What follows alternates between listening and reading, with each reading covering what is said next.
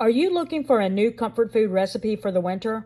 Well, today I'm sharing 4 recipes that just might be perfect for your winter meal plan.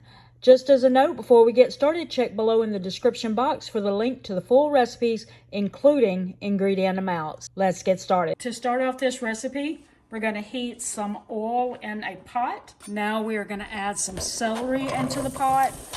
Also, at this point, if you like onions, we don't, at least not the texture of them, so we won't be doing this. But if you like onions, this is where you would put it in.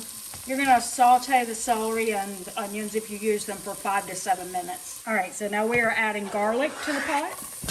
And we just need to go, maybe like 30 seconds. We're just waiting for it to be fragrant. All right, now we're adding in some ground beef. Now we are going to add flour. As always, we'll have this recipe linked in the description.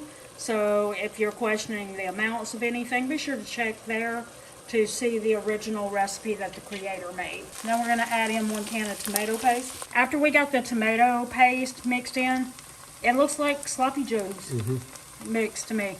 But anyway, the next instruction in this recipe was actually made me laugh because Save Money and More with Jan, when she does recipes, or when she used to do recipes, she would say to introduce ingredients, and she would say she don't know why she would say that, but that's the 6th step in here, is to introduce some beef broth. Beef broth, this is the beef mixture. Nice to meet you. Yes, we're introducing them to each other. Okay, we have a few more ingredients to introduce. Hold on just a second. The W sauce. Worcestershire. See if there's any other ways we can butcher that word. Okay. Also going to put a little Italian seasoning in there. Our Italian seasoning was homemade. We will link the recipe for the seasoning mix in there, because there's a chance you may have some of these ingredients already in your pantry. We're also going to add in, how many was it? Two russet potatoes. Joel diced it for me.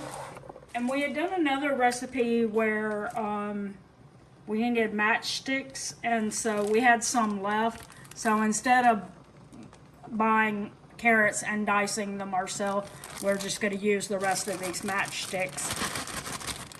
We're going to bring this up to a boil. We got this boiling, so we're going to bring it down to a simmer, and we're going to cover it with a lid. It says to leave it slightly ajar, but we have a steam hole, so I'm just leaving it like that. And I think we're supposed to go for about 30 minutes. So this is going for 30 minutes, and it says to check to make sure the veggies are tender in the pot. They are. So now it says to add frozen peas. If you want, it is an optional ingredient, and Joel doesn't like frozen peas, so we are leaving that out. But if you like it, this is where you would add that. You also check it for taste to see if you need to add any salt or black pepper. So Joel's doing that for us now. He said it needed a little salt and pepper. Yeah. Okay, so he's going to just add a little of that. So now that he added the salt and black pepper, we're going to plate it up, or bowl it up, because we're going to put it in a bowl. And we'll show you that. So now we are going to do a little taste test. Of course, Joel kind of just tasted it a minute ago for the salt and pepper.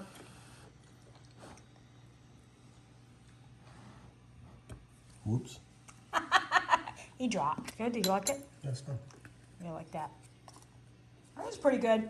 And this would be a budget-friendly option, as opposed to, getting a more expensive cut of beef to make beef stew. So if you want some stew for these winter months, consider this. Today we're making cracked chicken lasagna. And if you are new to this channel, you may not realize, but if you have been around for a while, you know that we do a lot of the cracked chicken recipes, because I love that ranch, cheese, bacon, chicken mixtures, all the good things in one recipe. So Basically, we've already made boiled some lasagna noodles. Yep. Joel did that. Good job. We also baked some bacon to go in the recipe.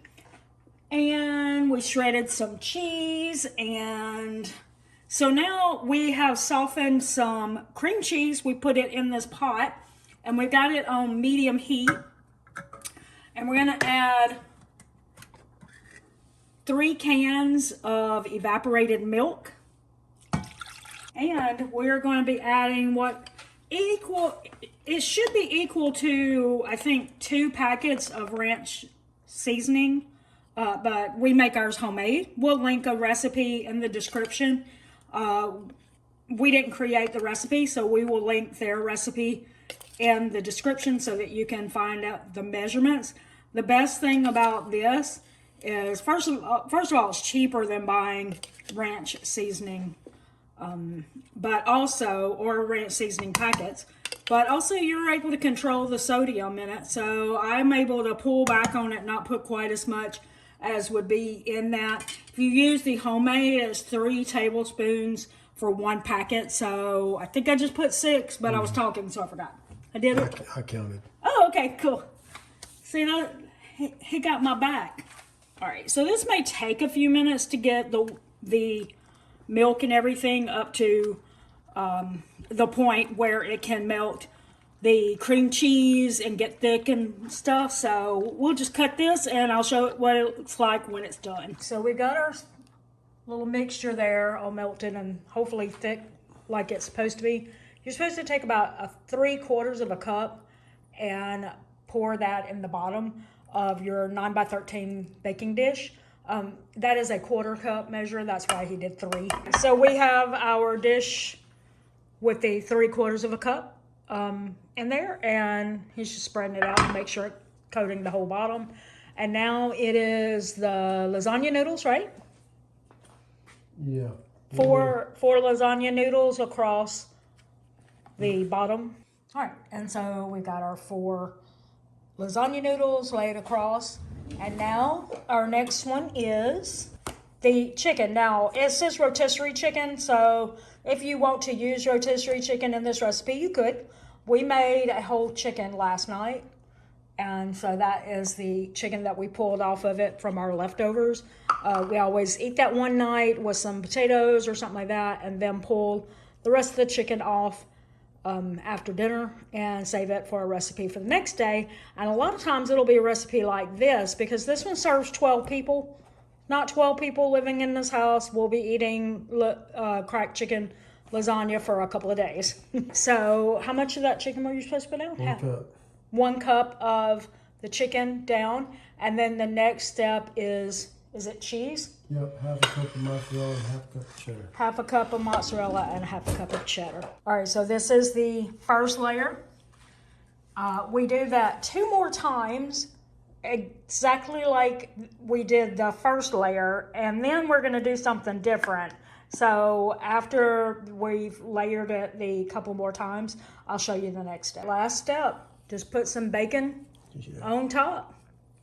Now it says to cover this with foil. We have a lid that we cover our baking dishes with so that we don't have to use foil every time. It saves us a little money because we bought this like 5 years ago, and so we never have to buy foil to cover it. And you cover it like that, and then you do like that. If it does this, then that means it's sealed like it would be if you put aluminum foil on it. So now we're going to bake that for 20 minutes. One step that we did forget, but, well, we remembered it before it was too late, but I didn't say it. Sorry. I didn't say it in a video, was that you're supposed to leave it sitting for 10 minutes after you take it out of the oven. I think regular lasagna does that too, right? You're supposed to let it sit. Mm-hmm. Yeah, so same thing here. But anyway, so it's time to do a little taste test. What do you think? It's fine. It's cracked chicken. Yeah. I didn't really get a lot of that ranch flavor in it. Though we'll tell you that I'm not positive that I cooked the mixture as long as I was supposed to, because it was vague on how long to cook. It just said until it was thick. And I thought maybe it was thick enough, but we had more than we needed. So that makes us think that it wasn't as thick as it was supposed to be. So anyway, that was tonight's recipe. Would you recommend it? It's all right. It's all right. So this is probably not going to be a favorite for him, which he's not crazy about ranch flavor. My first bite was underwhelming for a crack chicken recipe. So I'm a little disappointed and hoping that, you know, I'll feel better about it after I eat a few more bites. But right now, but anyway, let's move on to the next recipe. This recipe is called taco bake, and the first steps is to make taco meat. And so that's, you know, you can use a taco packet. We used homemade taco seasoning mix, which we can link in the description. And you just basically follow what would be on a typical seasoning packet, which is you brown the ground beef, and then you add some water and taco seasoning. The recipe that we will have linked down in the description will tell you exactly how to do that if you use homemade taco seasoning. So now that we have that done and we took it off the eye, we're going to add a half a cup of salsa con queso to that. After you add the salsa con queso to the meat, you just stir that until it's blended well. Also, while you're mixing that together, make sure that you have preheated your oven to 350 degrees and prepared yourself an baking pan. This is an 8-inch round baking pan, and that's what you want. And then you also want to use some cooking spray or oil or something just to spray it and make sure that nothing sticks. All right, so the first step is to layer it with one of the tortilla shells. That's a flour tortilla shell that is, I guess, 8 inches that you want it to be. And so then we're going to start layering with taco meat. We want to do 1/3 of the taco mixture in the pot on top of the tortilla shell. Now we also have some shredded Mexican cheese blend. Actually, we made ours at home, and what we used is sharp cheddar and Colby Jack. You can use Colby Jack or Monterey Jack, and you mix it with the same amount. So if you want to make the Mexican cheese blend yourself, you would use even amounts. So if you want 2 cups of Mexican cheese blend, you're going to use 1 cup of the cheddar and 1 cup of the Monterey Jack or Colby Jack or whatever you use, and you want to mix that together to make the 2 cups. So even amounts. You can add something like chili powder or paprika or something, but to me, since this dish has already got taco seasoning in it, it's not necessary.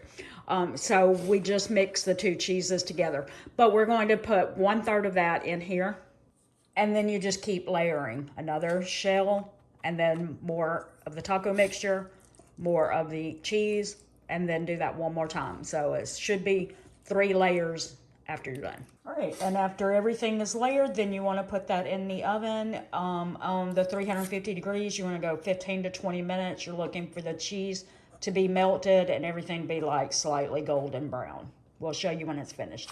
All right, so this is it finished. And I know it doesn't look all that, but we've actually already had this one time, so we know what it tastes like, and it's pretty good, isn't it? Yeah, and you can add some stuff on top, you know, to, you know, like cilantro, or you could add some sour cream, avocado, something like that, when you put it out on your plate. But we're going to cut this open and put it on a plate and show you what it looks like on the inside, like when you get it on a plate. I think it'll look even better there. All right, and this is what it looks like. See, I just added a little Greek yogurt because I don't have sour cream. I have Greek yogurt here.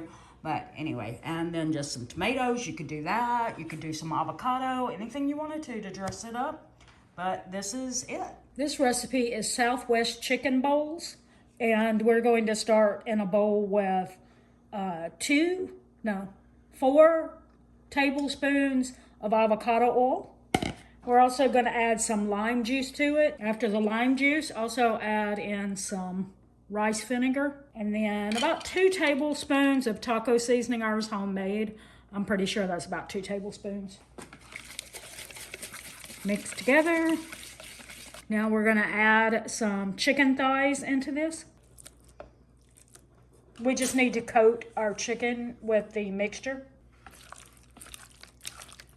So now we're gonna add a little more oil to our pan, and we're gonna heat that. So now you're going to put in, if you're using onions, we don't use onions, but you'll also add in red peppers and a little salt. So we're just going to let this cook for about 5 minutes, and then we'll go on to the next step.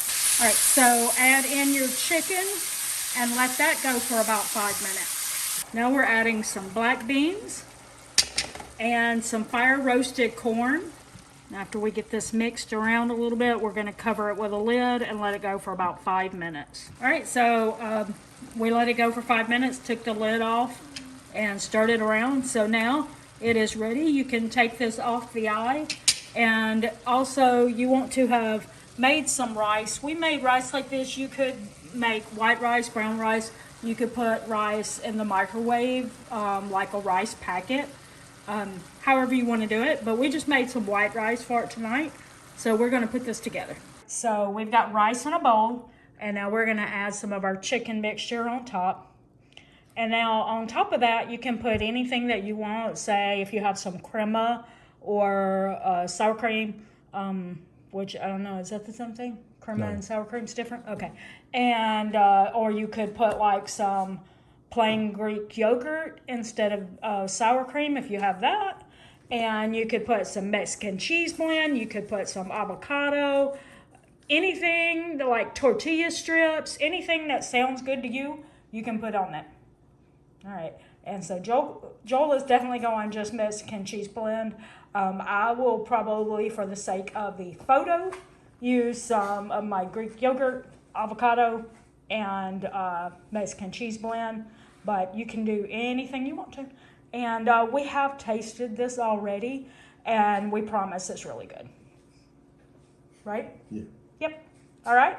So we recommend. We hope that you enjoyed today's recipes and would love to know if you plan to try one or all of them.